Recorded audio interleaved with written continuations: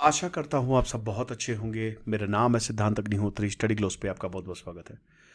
दोस्तों, Indian ocean basin को एक बहुत बड़ी वार्निंग जो है वो मिली है। आपको बता दूं कि जो इंडियन ओशन है वो बहुत तेजी से बढ़ता जा रहा है, और अगर इंडियन ओशन का टेम्परेचर बढ़ेगा तो भारत का भी टेम्परेचर बढ़ेगा। तो आप ये समझिए कि अब अगर हीट कंटेंट इंक्रीज हुआ तो एक एटॉमिक बॉम्ब का डेटोनेशन, आप समझ सकते हो।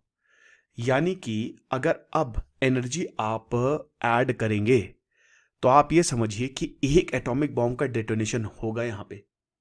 समझ रहे हो? तो इसीलिए हमको बहुत ही ध्यान देना है अपने एनवायरनमेंट पे।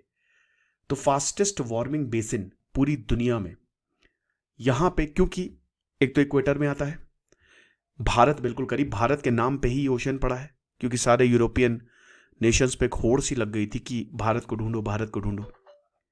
तो यहां पे एक्सेलरेटेड वार्मिंग लगभग 1.7 से 3.8 डिग्री सेल्सियस तक पर सेंचुरी हमको देखने को मिली है। 2020 से 2100 तक ये पहुंच जाएगा।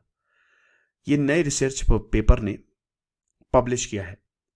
अब इसका मतलब यही है कि वेदर इवेंट्स भयानक होने वाले हैं। यानी कि भारत में और जितने भी इंडियन ओशन में आइलैंड्स हैं वहां पे भयंकर तूफान, heat waves, Indian ocean dipole events जिसमें बारिश निर्भर करती है। तो आप ये समझिए कि बारिश से लेकर साइक्लोन सब कुछ जो है वो इफेक्ट होने वाला है। अब देखिए होता क्या है कि बारिश बहुत इंपॉर्टेंट है। इंडस वैली सिविलाइजेशन में उसका कोलैप्स क्यों हुआ? क्योंकि एकदम से वेदर चेंज हुआ, भयानक क्लाइमेट चेंज। तो ऐसा ना हो कि ये ह्यूमन सिविलाइजेशन का अंत हो, हम एक नए सिविलाइजेशन में प्रवेश करें, और ऐसा बहुत हद तक हो सकता है। खतरनाक होती जा रही हैं चीजें। तो अगर आप देखोगे तो इंडियन ओशन की जो वार्मिंग है वो लगातार बढ़ती जा रही है, और ये अभी अभी तो हम यहां पे खड़े हैं, लेकिन इसके बाद ये इतनी भयानक तरीके से बढ़ेगी, 3.8 डिग्री पर सेंचुरी। समझ रहे हो? यानी कि ये बहुत ही हाई एमिशन है। हमको यहां पे रहना है, ओके, हमको इस स्केल पे रहना है। 1.7 डिग्री सेल्सियस तक हम यहां पे पहुंचेंगे, और 3.8 डिग्री सेल्सियस तक तो बहुत ही ज्यादा हो जाएगा ये। आप समझ सकते हो, ये बहुत ही ज्यादा अगर इतना इंक्रीज इन टेम्परेचर होता है। तो जैसा कि हमने बताया कि एक एटॉमिक बॉम्ब का डेटोनेशन, राइट? तो इम्पैक्ट्स क्या होंगे? सबसे पहले तो सोशियो इकोनॉमिक इम्पैक्ट्स। कोई बचेगा आपको लगता है? बायोडाइवर्सिटी पे बहुत भयानक इफेक्ट्स पड़ेगा। कोरल रीफ, अभी मैंने एक लेक्चर लिया था कोरल ब्लीचिंग पे। देखिए कोरल्स क्या होती हैं, वो रेन फॉरेस्ट होती हैं। जैसे धरती पे आपको जंगल मिलेंगे, ओशंस में आपको कोरल्स मिलेंगी, उनको ही rain forest of the oceans बोला जाता है। उसकी वजह से यही कोरल्स जो होती हैं ये ऑक्सीजन छोड़ती हैं, जिसकी वजह से जो भी ओशंस में या पानी के अंदर रहता है, क्योंकि इंडियन ओशन में बहुत सारी कोरल्स मिलती हैं, इसमें एल्गी होती है, ऊपर एल्गी होती है, जिसकी वजह से कोरल्स को कलर मिलता है। एक सिम्बायोटिक रिलेशनशिप होता है। एल्गी कोरल को खाना बना के देगी, और बदले में एल्गी को रहने के घर मिल जाएगा। लेकिन प्रॉब्लम तब ये होती जब एल्गी कोरल को छोड़ देगी। अब क्यों छोड़ती? जब टेम्परेचर बहुत ज्यादा होता है तो कोरल वाइट्स हो जाती है, कोरल ब्लीचिंग हो जाती है। अब कोरल ब्लीचिंग का मतलब ये है कि वहां पे जितने भी मरीन इकोसिस्टम में जो भी जानवर हैं वो सब मरेंगे। तो इसीलिए आप ये समझिए कि एक हिरोशिमा एटॉमिक बॉम्ब का डेटोनेशन हर सेकंड, अगर अब हमने इसको नहीं देखा, और ये भारत में सबसे ज्यादा होने वाला है, ये जो वार्मिंग है, ये स्पेशली साउथ में बहुत ज्यादा दिक्कतें जो हैं वो होने वाली हैं। ठीक है ना? तो ये चीज है। अभी भारत का 70% एनुअल रेनफॉल जो है वो साउथ वेस्ट मानसून से आता है। अब south west monsoon Indian ocean से हवाएं जो है वो नमी लेते हुए आती है, और भारत में 70% जो रेनफॉल होती है वो यहीं से ही होती है। अब अगर ऐसा हुआ तो साउथ एशियन कंट्रीज में रेनफॉल पैटर्न जो है, यानी कि मानसून पैटर्न इफेक्ट होगा। हीट कंटेंट जो अभी 2000 meters below the ocean surface है वो 4.5 जीटा जूल्स पर डेकेड से लगातार बढ़ता जा रहा है। एनर्जी लगातार बढ़ती जा रही है इसमें। समझ रहे हो? और ये 16 से 22 जेटा जूल्स तक पहुंच सकता है। Joules is the unit of energy. तो इसका मतलब यही है कि बहुत भयानक वेदर इवेंट जैसे ट्रॉपिकल साइक्लोन्स, अभी भी तूफान बहुत ज्यादा आते हैं। अगर आप साउथ में देखें, या बे ऑफ बंगाल, अरेबियन सी, पूरा उड़ीसा, बंगाल इसके चपेट में रहता है। फ्लड्स, बहुत ज्यादा तूफान आएंगे तो फ्लड्स होगा, सी लेवल राइज होगा। इंडियन ओशन वार्मिंग जो है इसमें 1.2 डिग्री पर सेंचुरी, मतलब इंडियन ओशन बेसिन इतने तरीके से हीट हो रहा है 1950 से लेकर 2020 तक, ये अभी तक रहा है। अब इसके बाद ये 3.7 डिग्री सेल्सियस तक बढ़ेगा। तो ये डेंजरस है। मतलब अगले 80 सालों में ये होने वाला है।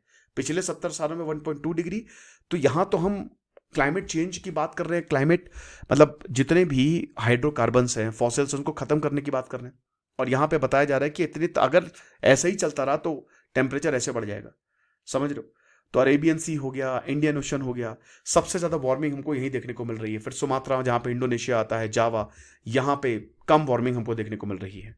बाकी फाइंडिंग्स की बात करें तो ये भी बताया कि जो सीजनल साइक्लोन्स हैं, मतलब जो टेम्परेचर होता है सीजनल साइक्लोन्स का, क्योंकि जो साइक्लोन्स है वो टेम्परेचर पे बहुत डिपेंड होता है, ठीक है ना, और विंड स्पीड पे बहुत डिपेंड होता है, प्रेशर पे बहुत डिपेंड होता है। तो अब ये शिफ्ट हो सकता है, हवाएं वहां जाती हैं जहां पे गर्मी ज्यादा हो, क्योंकि याद रखिए हमेशा हाई प्रेशर से लो प्रेशर चीजें जाती हैं। आप भी जब जॉब स्विच करते हो, कोई प्रेशर वाली जॉब है हटा के आप लो प्रेशर वाली जॉब पे आते हो ना, तो 1980 से लेकर 2020 तक जो मैक्सिमम सी सरफेस टेम्परेचर है वो 28 डिग्री सेल्सियस से कम है, यानी कि 26 से 28 डिग्री। इसका मतलब समझ रहे हो, आइडियल कंडीशंस है, इसी टेम्परेचर पे तो साइक्लोन्स बनते हैं, चक्रवात आता है, ठीक है। और अगर इससे ज्यादा हुआ तो बहुत ज्यादा चक्रवात आने की जो है वो संभावना है। 28 डिग्री सेल्सियस आइडियल है, 28 डिग्री सेल्सियस सुपर आइडियल होता है ट्रॉपिकल साइक्लोन्स के लिए। हैवी रेनफॉल इवेंट्स हमको देखने को मिल सकते हैं, ठीक है। साइक्लोन्स 1950 के बाद ऑलरेडी सीवियर हो चुके हैं।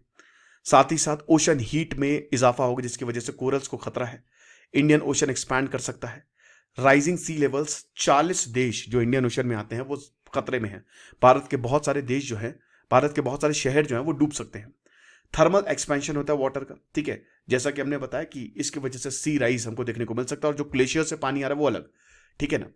तो बहुत सारे शहर जो हैं वो डूब सकते हैं। इंडियन ओशन डाइपोल, जिसकी वजह से मानसून रेगुलेट होता है, ठीक है, वो भी चेंज हो सकता है इंडियन ओशन की वजह से। इसी इंडियन ओशन डाइपोल की वजह से बहुत जबरदस्त बारिश होती है, वेस्टर्न घाट्स में जबरदस्त बारिश होती है। तो पॉजिटिव और नेगेटिव फेजेस जो है, नेगेटिव फेजेस मतलब रेनफॉल कम होगी, पॉजिटिव मतलब रेनफॉल ज्यादा होगी, और ये सब कुछ टेम्परेचर पे डिपेंड करता है, ठीक है ना। और ट्राइपिकल साइक्लोन के लिए भी ये आइडियल सिनारियो है। पॉजिटिव फेज मतलब वही कि जो western parts of the Indian ocean eastern part से ज्यादा गर्म है। अब अगर ऐसा होगा तो याद रखिए कि जो गर्म हवाएं हैं वो ऊपर उठेंगी और बारिश करवाएंगी, ठीक है। नेगेटिव मतलब वो ज्यादा ठंडा है, तो ईस्टर्न पार्ट्स में ज्यादा बारिश होगी, वेस्टर्न पार्ट्स में नहीं होगी। तो इस तरीके से जो है वो डिपेंड करता है। तो आप ये देख सकते हैं कि जब ये पॉजिटिव फेज है, ठीक है, तो यहां पे आप देखिए कि इस एरिया में काफी ज्यादा गल्फ कंट्रीज में खूब जबरदस्त बारिश हो रही है, लेकिन भारत में बारिश नहीं हो रही है। और अगर नेगेटिव फेज में, तो यहां भारत में इधर बहुत ज्यादा जबरदस्त बारिश हो रही है। तो ये प्रॉब्लम एक है, ठीक है ना, ये चीज है। साथ ही साथ 66% जो एक्सट्रीम इंडियन डाइपोल, जो इंडियन ओशन डाइपोल इवेंट्स हैं, वो 66% तक बढ़ सकते हैं। और जो फ्रीक्वेंसी होगी मॉडरेट इवेंट्स की, वो 52% तक घटेंगे। एंड ऑफ द सेंचुरी तक ये होगा। तो फिलहाल तो हम तक शायद तब तक नहीं रहे, लेकिन हम फ्यूचर जनरेशन के लिए क्या छोड़ के जाएंगे वो हमको समझना पड़ेगा। मरीन हीट वेव्स जो है वो भी जनरेट होंगी, क्योंकि ओशंस जो है वो ज्यादा गर्म होगा, ठीक है। तो ये भी मतलब आप ये समझिए कि हीट वेव्स जो है वो चलती ही रहेंगी साल दर साल। अभी भी भारत के बहुत सारे शहर जो है वो हीट वेव्स की चपेट में है। मतलब मरीन हीट वेव्स का मतलब आप समझ रहे हो, वार्म वाटर जो है वो ट्रॉपिकल स्टॉर्म्स और हरिकेन्स को बढ़ाएगा, सिंपल सी बात है, ठीक है। तो बहुत ही डेंजरस हो जाएगा अगर मरीन हीट वेव्स, इसमें जो जानवर है वो खत्म होंगे, साथ ही साथ एक्सट्रीम वेदर इवेंट्स हमको देखने को मिलेंगे। तो अभी एक्सपेक्टेड ये है कि 20 से 220 से 250, यानी कि आप समझिए कि आपका ओशन गर्म है सालों साल, वो ठंडा ही नहीं है। तो कितना डेंजरस हो जाएगा। अभी मरीन हीट वेव 20 दिन चलती है, लेकिन आने वाले 80 सालों में 220 से 250 हो जाएगी। तो यानी कि जो इंडियन ओशन है उसमें लगातार गर्मी जो है वो बढ़ी रहेगी। और अगर ऐसा हुआ तो आसपास के देश बर्बाद हो जाएंगे, ठीक है। कोरल ब्लीचिंग से लेकर sea grass loss, kelp forest जो कि बड़े इंपॉर्टेंट रहते हैं, क्योंकि यही कार्बन, ओशंस भी आपके कार्बन को सोखते हैं, बहुत सारी कार्बन डाइऑक्साइड को सोखते हैं। फिशरीज सेक्टर जिसका सोशियो इकोनॉमिक इंपैक्ट बहुत ज्यादा होगा। रैपिड इंटेंसिफिकेशन ऑफ साइक्लोन्स, तो बहुत दिक्कत हो सकती है, आप समझ सकते हो। साथ ही साथ जो बायो जियो केमिकल कैरेक्टरिस्टिक है, यानी कि जो इंडियन ओशन के, भाई ओशन में भी एक सरफेस होता है, वहां पे भी चीजें बदलेंगी। पीएच लेवल जो है वो डिक्रीज होगा 8.1 से 7.7 तक by the end of the century. अब जो लेवल्स ऑफ क्लोरोफिल है, क्लोरोफिल क्या होता है, जिसकी वजह से जो कोरल्स और बाकी जो वेजिटेशन ओशन के अंदर है वो अपना खाना खुद बनाती है, वो भी 2100 आते आते काफी डिक्रीज हो जाएगा। तो सबसे ज्यादा वेस्टर्न अरेबियन सी में ये डिक्रीज हमको देखने को मिलेगा। ओके, जो कि 8 से 10% तक नीचे गिर सकते हैं। तो आगे हम क्या कर सकते हैं? देखिए, स्टडी ने बहुत सारी चीजें बोली हैं कि सबसे पहले तो आप क्लाइमेट चेंज को एड्रेस करो, ग्रीन हाउस गैस एमिशंस को कम करो, ठीक है। क्लाइमेट रेजिलियंट इंफ्रास्ट्रक्चर बनाओ, ये सबसे जबरदस्त स्ट्रैटेजीज होगी। मरीन इकोसिस्टम को कंजर्व करो, सस्टेनेबल प्रैक्टिस या फिर और भी जो एक्सट्रीम वेदर इवेंट्स हैं उसको हम कम कर सकते हैं। एडाप्टिव एग्रीकल्चर, एग्रीकल्चर ऐसा हो जिससे हमारे क्लाइमेट को कोई प्रॉब्लम ना हो। इंटरनेशनल कोलैबोरेशन के बिना कुछ भी नहीं होने वाला। जब तक सारे देश साथ में नहीं आएंगे, फूड सिक्योरिटी या बायोडाइवर्सिटी को प्रिजर्व नहीं करेंगे, तब तक कुछ होने नहीं वाला। तो हम कंट्रोल कर सकते हैं। ये स्टडी एक्सट्रीम बातें बताती है कि ऐसा हो सकता है। ये लेक्चर था। खुश रहे, पढ़ते रहे। दिस इज सिद्धांत अग्निहोत्री साइनिंग ऑफ।